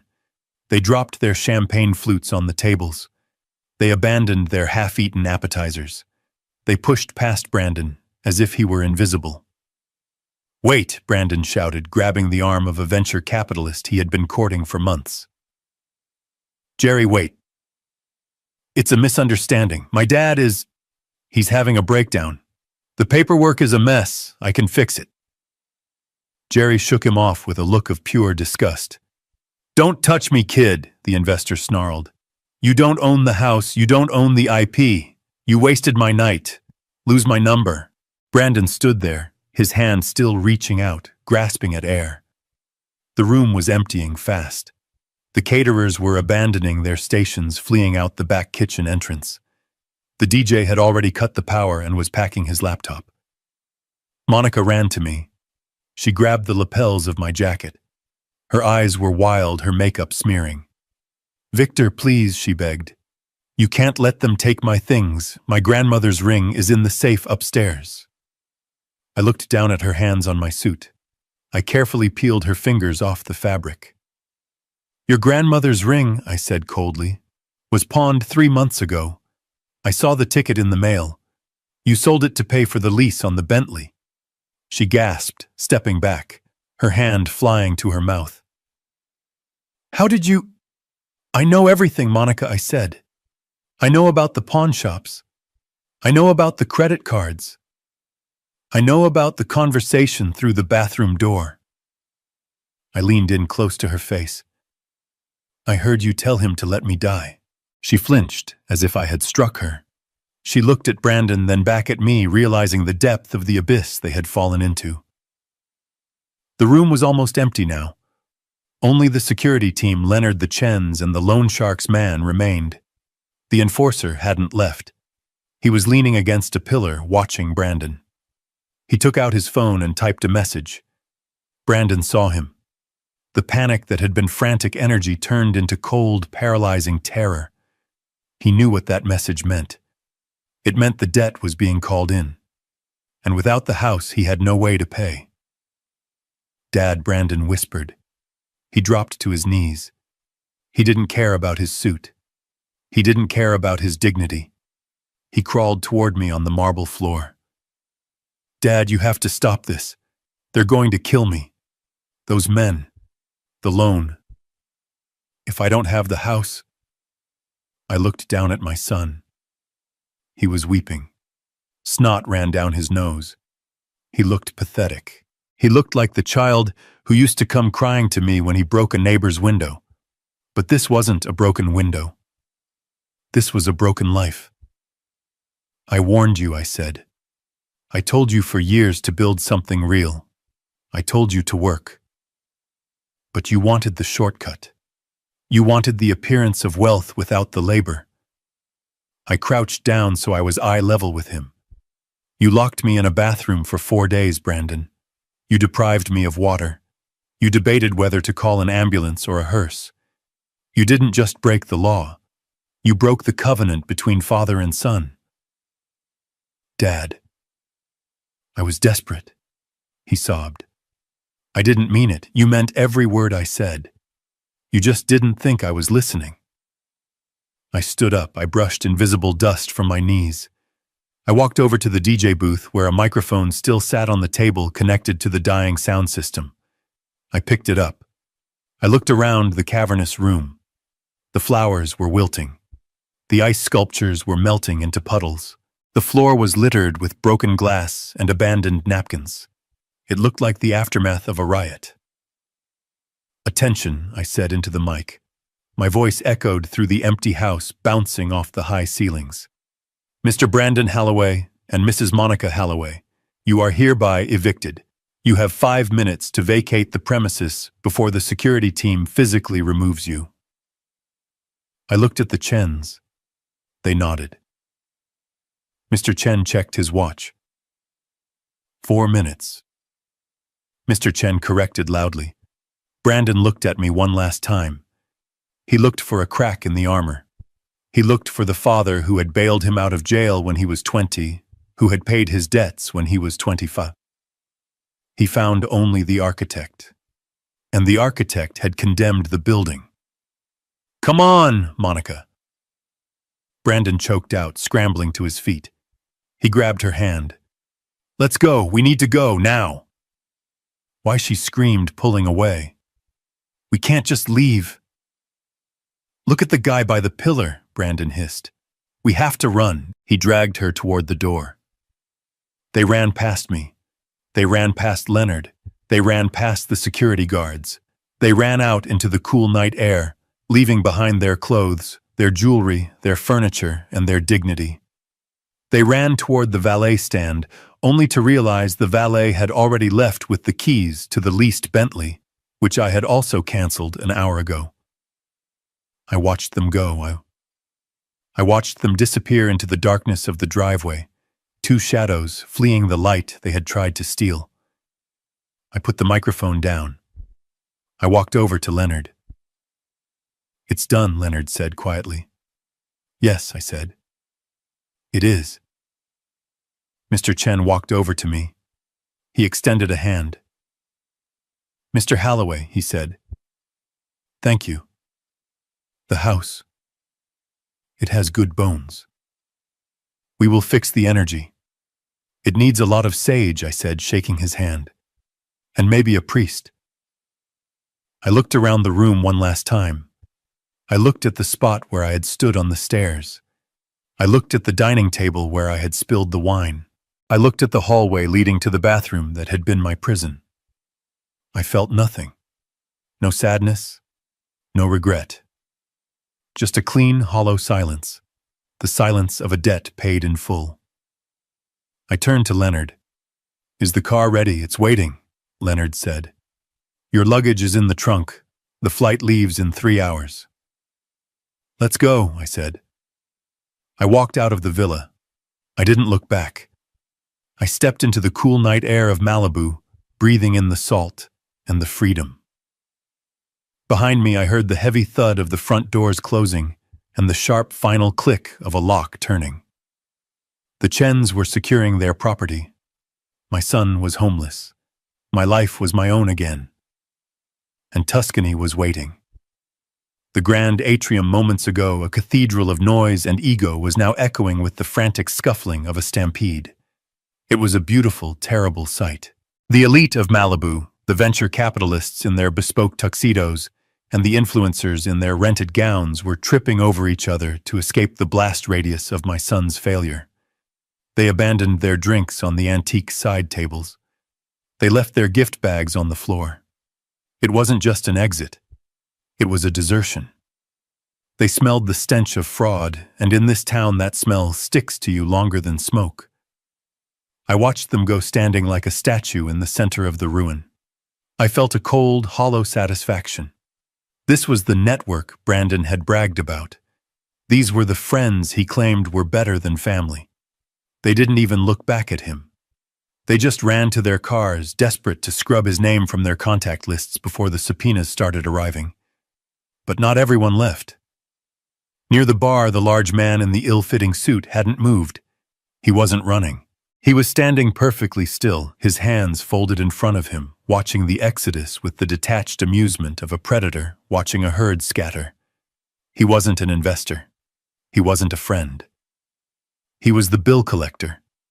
And he knew with the mathematical certainty of his profession that the collateral for his loan had just walked out the door in the pocket of my lawyer. He caught my eye. He didn't nod.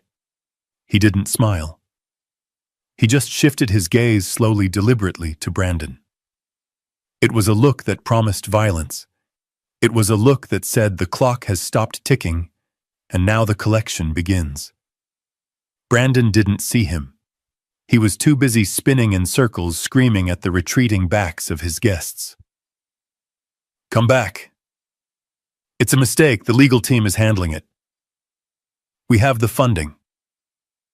Jerry, Mike, don't leave. No one turned around. The heavy front doors slammed shut one after another, sealing the tomb. Brandon turned to me. His face was a ruin. The spray tan was streaked with sweat and tears. His eyes were wild, manic, unable to process the reality crashing down on him. He looked at the security guards methodically ushering the last stragglers out.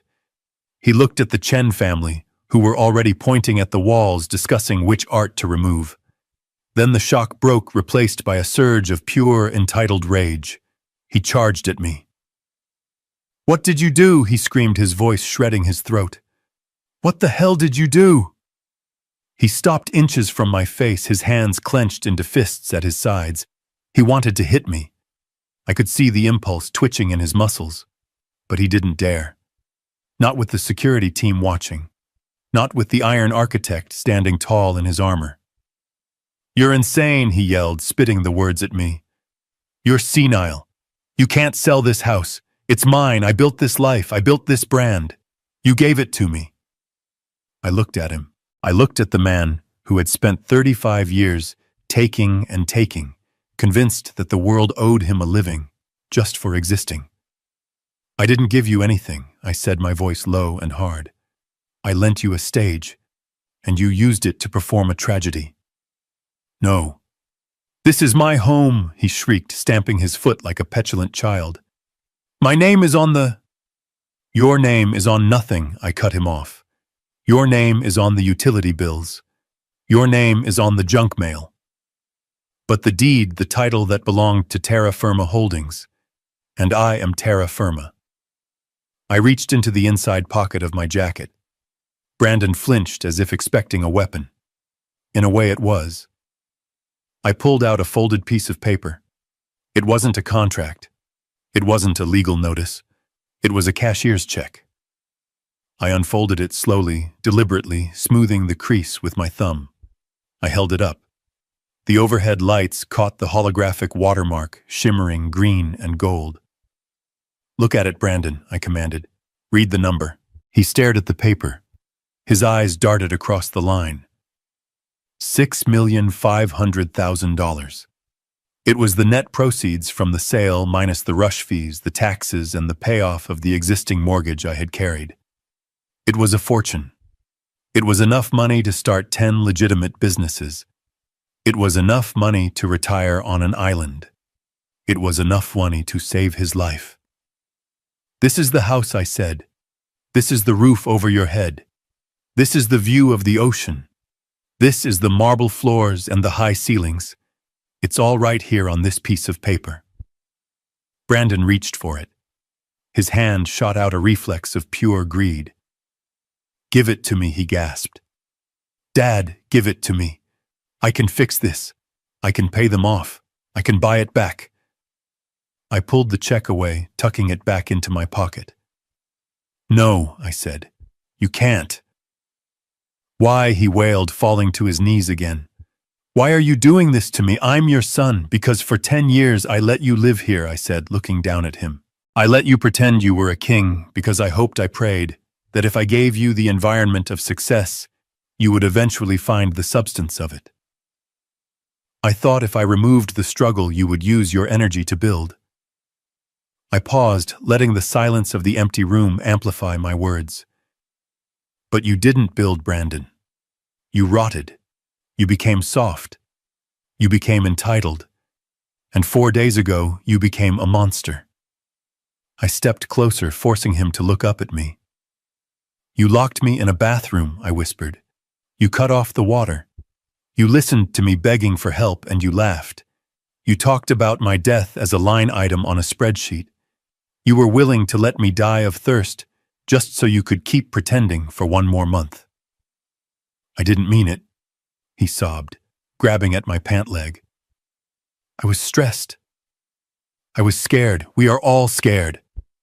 I shouted, my voice finally breaking the calm facade, echoing like thunder.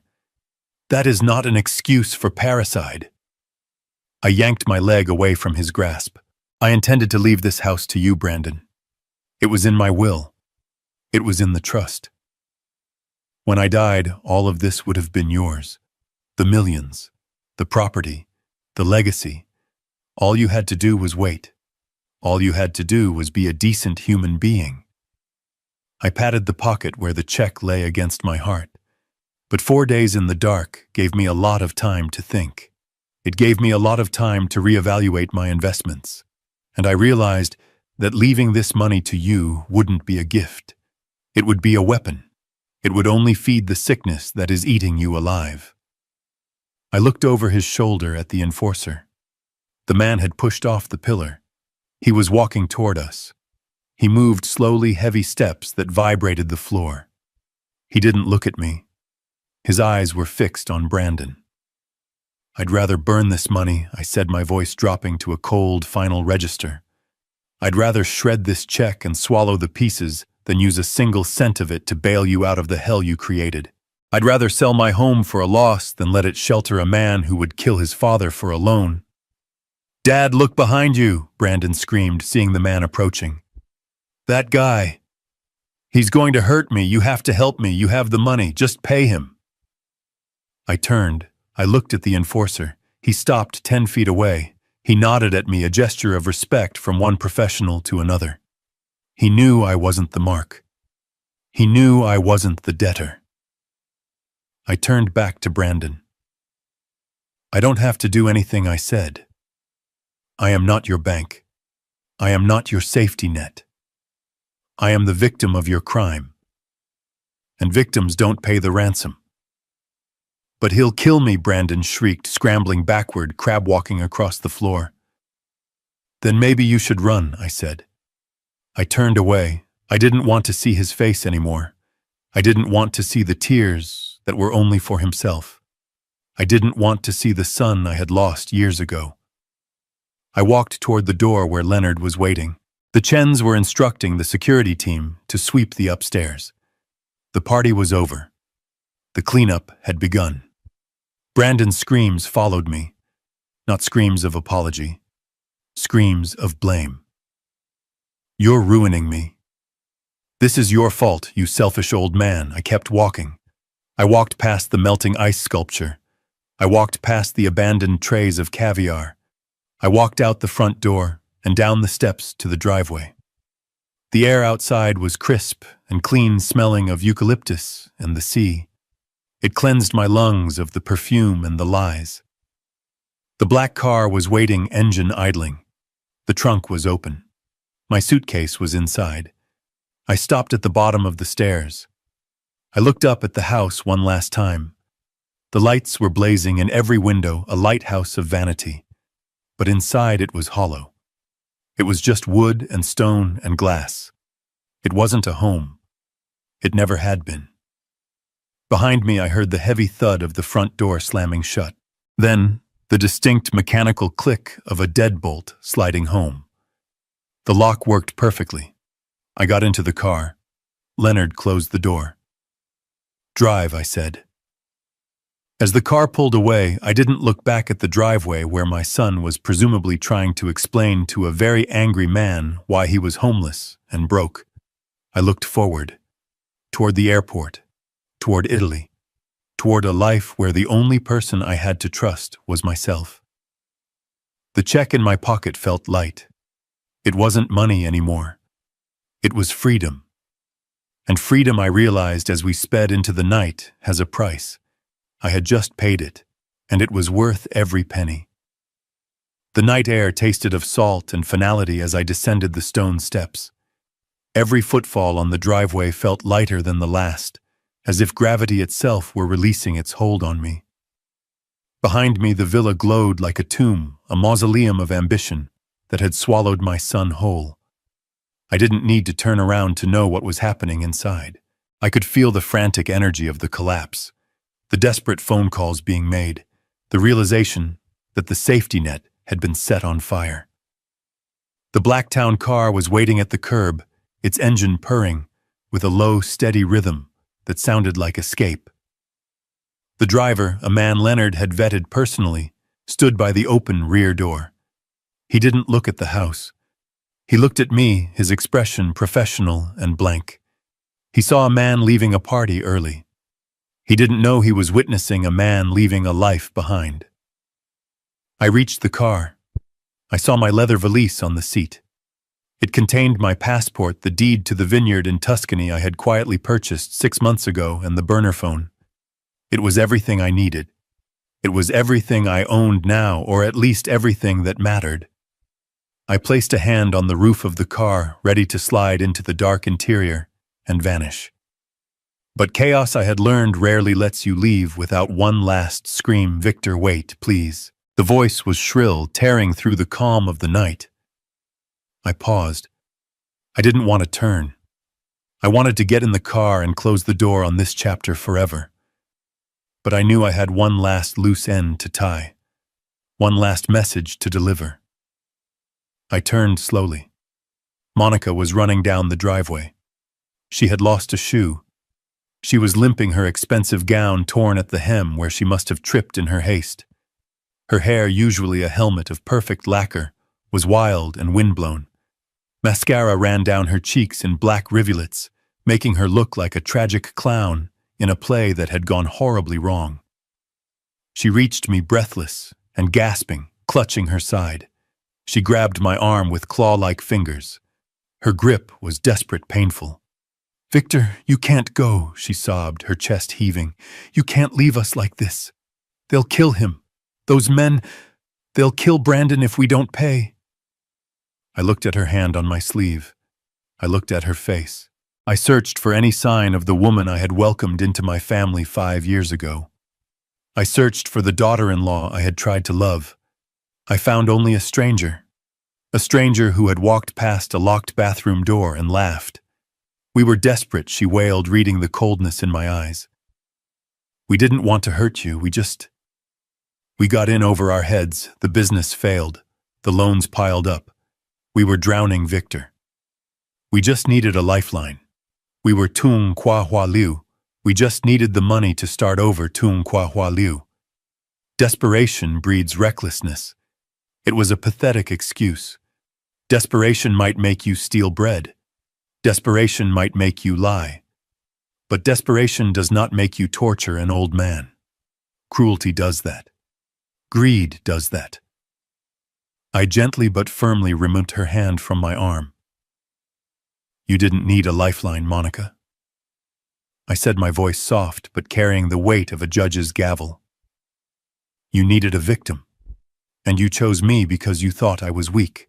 I turned and got into the car. I sat on the plush leather, the smell of new upholstery filling my nose. I signaled the driver. He began to close the door. "No," Monica shrieked, throwing herself against the door, preventing it from latching. She pressed her face against the glass, her breath fogging it up. "Please, give us something, anything. You have millions, you can't leave us with nothing. We're family." Family. The word had lost all meaning. It was just a sound she used to manipulate a key she tried to jam into a lock she had already broken. I looked at her through the window. I saw the naked greed behind the panic. She wasn't crying for Brandon. She wasn't crying for the family. She was crying because the ATM was driving away. I sighed. I reached into the inside pocket of my jacket. I pulled out a thick, cream-colored envelope. I had prepared it that morning, sitting in the maid's room while Brandon screamed at the florists. It was sealed with wax. It looked heavy. It looked valuable. I rolled down the window 3 inches. Monica stopped screaming. Her eyes locked onto the envelope. Hope, cruel and sharp, flared in her face. She thought I had broken. She thought it was a check. She thought it was salvation. "You're right," I said. "I can't leave you empty-handed." "That wouldn't be fair, would it? Thank you," she gasped, reaching for the envelope through the crack in the window. "Oh, thank you, Victor. I knew you loved us. I knew you wouldn't let us fall." I held onto the envelope for a second longer, letting her feel the weight of it.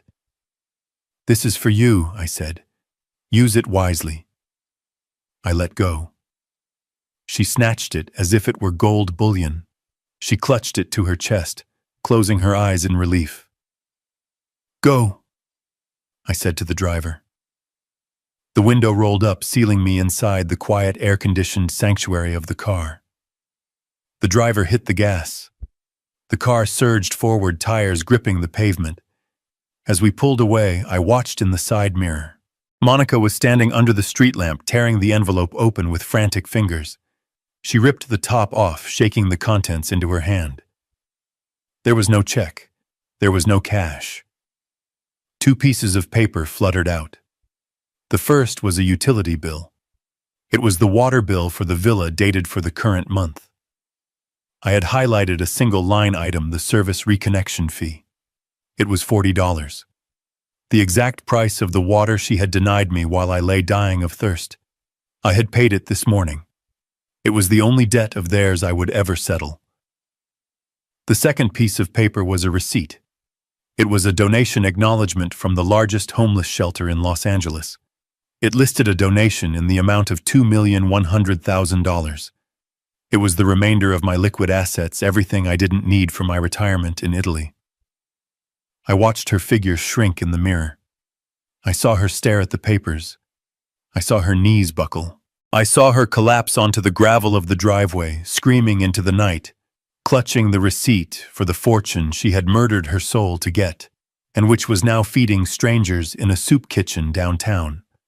She was screaming at the taillights, but I couldn't hear her. The glass was thick. The car was fast. I turned my head and looked forward. The road to the airport was open and clear. The ocean was a dark expanse to my left, vast and indifferent. I reached into my pocket and touched my passport. The water bill was paid. The house was gone. The money was gone. And so was I. I closed my eyes and let the motion of the car rock me. For the first time in 4 days, for the first time in 10 years, I wasn't thirsty. I wasn't hungry. I wasn't tired. I was just free. The sun here is different. In Malibu, the sun was a spotlight, harsh and demanding, bleaching the color out of everything it touched. Here in Tuscany, the sun is gold. It sits heavy and warm on the shoulders, smelling of baked earth and Sangiovese grapes. I sat on the stone terrace of the small farmhouse I had restored, a glass of deep red wine resting on the table beside a plate of olives and pecorino cheese. It was quiet. Not the silence of an empty room, but the silence of contentment. The only sound was the wind rustling the cypress trees and the distant hum of a tractor working the valley floor. I took a sip of the wine. It was robust, earthy, and honest. It tasted like the soil it grew in. It didn't taste like leverage or debt. It tasted like patience. My phone buzzed on the table. It was a rare sound these days. I had changed my number the moment I landed in Rome. Only one person had it. I picked it up. A message from Leonard. It was short, professional, and devastatingly final. The indictment came down this morning. Federal charges for wire fraud and identity theft regarding the loan application. The state is also pursuing charges for the forged medical documents.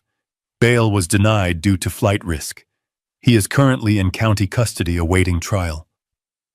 I read the words twice. I didn't feel joy. I didn't feel triumph. I felt a quiet, somber closing of a door. My son was going to prison. It was a tragedy, but it was a tragedy he had written, directed, and starred in. I was just the audience member who had walked out before the final act. There was a second part to the message. Monica filed for divorce yesterday. She cited irreconcilable differences. My source says she moved back in with her parents in Ohio. She took the dog but left the debts. I set the phone down face down on the stone table. The partnership of greed had dissolved the moment the money ran out. It was predictable. Parasites do not stick together when the host body dies. They scatter to find new blood. Brandon was alone now. He was facing the consequences of his entitlement in a concrete cell without his wife, without his house, and without his father to bail him out. I looked out over the rolling hills, watching the shadows lengthen as evening approached. For 40 years, I had built structures of steel and glass, thinking I was building a legacy. I was wrong. A legacy isn't what you build for people. It's what you build in them. I had failed to build character in my son, and perhaps that was my sin to bear. But I had refused to let his lack of character destroy the end of my life. I picked up the wineglass again, swirling the dark liquid. The light caught the ruby depths. It was simple. It was unpretentious. It was real. I thought about the champagne tower at the party.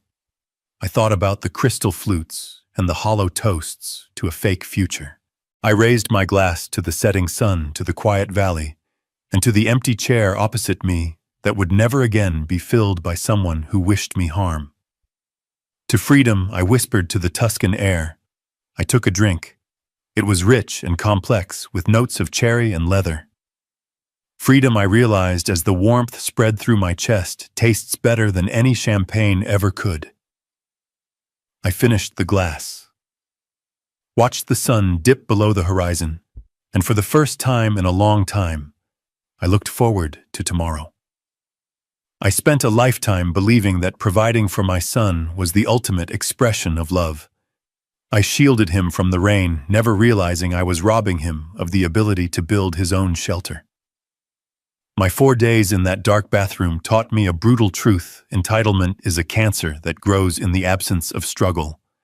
We cannot buy the character of our children, nor can we purchase their respect. Sometimes the most loving thing a parent can do is close the checkbook and open the door to reality. I chose my dignity over my biological obligation, and for the first time in years, I am whole. If you believe that no one should ever sacrifice their self-worth for family, please hit the like button and subscribe to my channel for more stories of resilience.